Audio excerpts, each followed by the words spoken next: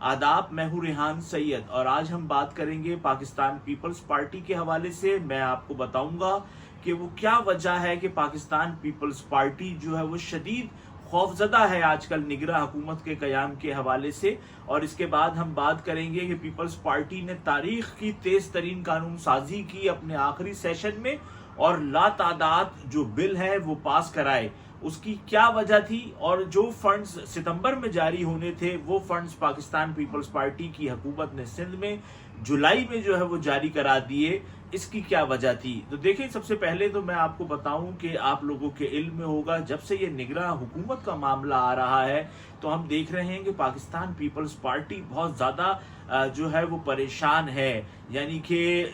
जब इसहाक डार का नाम आया तो अगले दिन पाकिस्तान पीपल्स पार्टी की मरकजी रहनुमा, कोई छोटे लेवल की रहनुमा नहीं, मरकजी रहनुमा शहरी रहमान ने प्रेस कॉन्फ्रेंस की और उन्होंने तरदीद की इस खबर की कि इसहाक डार को जो है वो निगरां वजीर आजम बनाया जा रहा है। कि बिलावल भुट्टो जरदारी जो है वो खिताब करते हैं कौमी असम्बली में और वो कहते हैं कि आसिफ अली जरदारी और नवाज शरीफ ऐसी सियासत करे जिससे मुस्तकबिल में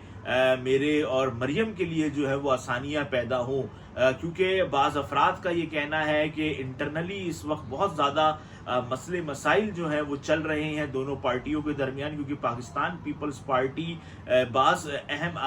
मामलात के हवाले से जो है वो काफ़ी जो है वो परेशान है इस वक्त। और आप देखेंगे पीपल्स पार्टी जो है वो मुसलसल इस बात पे जोर दे रही है कि इलेक्शन वक्त पर हो, इलेक्शन वक्त पर हो, इलेक्शन वक्त पर हो। और पीपल्स पार्टी का तो पहले ये मुतालबा भी था कि असम्बलियाँ जो हैं वो अपनी मुद्दत पूरी करें, क्योंकि जब असेंबली मुद्दत जो है वो पूरी करेगी तो फिर 3 माह के बाद इलेक्शन होते हैं। लेकिन जब एक दिन पहले भी अगर आप तोड़ते हैं तो 4 माह के बाद इलेक्शन होते हैं। लेकिन आप देखें कि सिंध में पाकिस्तान पीपल्स पार्टी की अपनी हुकूमत है, इसके बावजूद वो जो अपनी ख्वाहिश है उस पर अमल दरामद नहीं कर पा रहे हैं। और लाजमी सी बात है कि किसी तरफ से पाकिस्तान पीपल्स पार्टी को ये कहा गया होगा कि आप जो है वो एक दिन पहले जो है वो असेंबली को जो है वो तहलील कर दे, वरना पीपल्स पार्टी की तो ये अव्वलीन ख्वाहिश थी कि जो असम्बलियां हैं वो अपनी मुद्दत पूरी करे। लेकिन सिंध में 12 अगस्त को असम्बली की मुद्दत जो है वो पूरी होनी है, लेकिन पाकिस्तान पीपल्स पार्टी 11 अगस्त को असम्बली जो है वो तोड़ रही है। और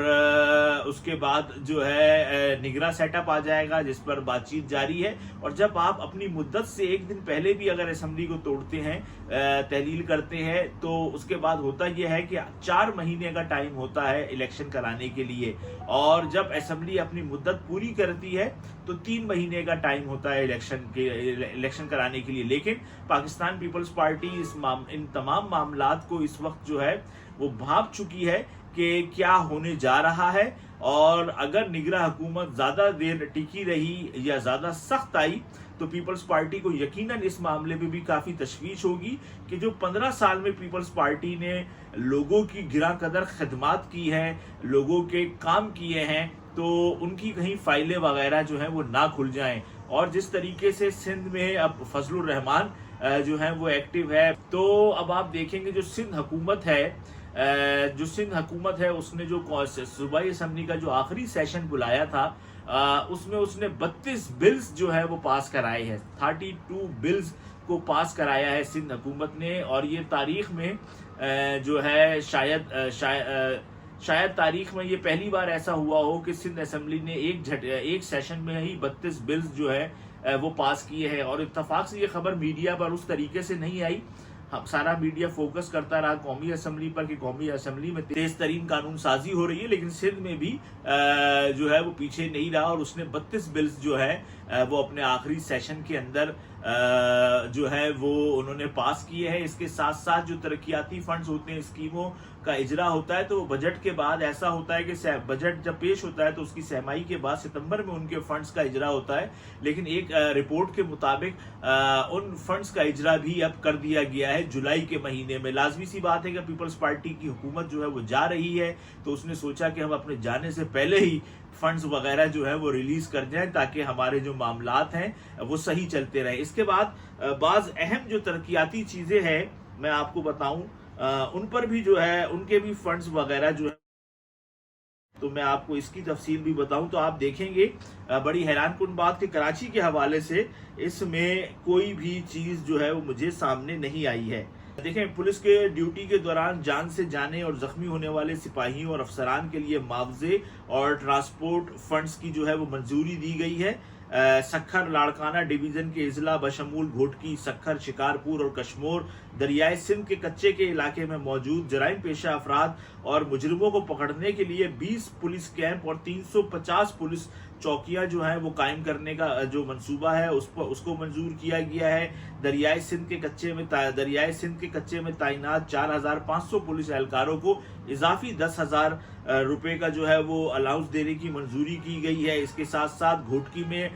جو آئی بی ایس سکھر کے کیمپس کے قیام کے لیے ون ٹائم سیٹ منی کے طور پر 150 ملین روپے سالانہ گرانٹ کے طور پر 250 ملین روپے دینے کی جو ہے وہ منظوری کی گئی ہے۔ سندھ کابینہ نے M9 اور N5 لنک روڈ پر نئے انٹرچینج کی تعمیر کے لیے 2.4 ارب روپے سے زائد کی اضافی کام کی جو ہے وہ منظوری دی ہے۔ سجاول تا ٹنڈو محمد خان روڈ کی تعمیر کے لیے 25 ارب روپے کے منصوبے کی منظوری دی ہے۔ 6 اگست کو وزیر اعلیٰ سندھ سید مراد علی شاہ نے صوبے کے 40 ٹول پلازا اور دیگر شہروں سے جو جڑنے والا جو خارجی راستوں کے لیے ایک جامع اور مربوط میونسپل سیکیورٹی سلوشن قائم کرنے کے لیے 1.481 بلین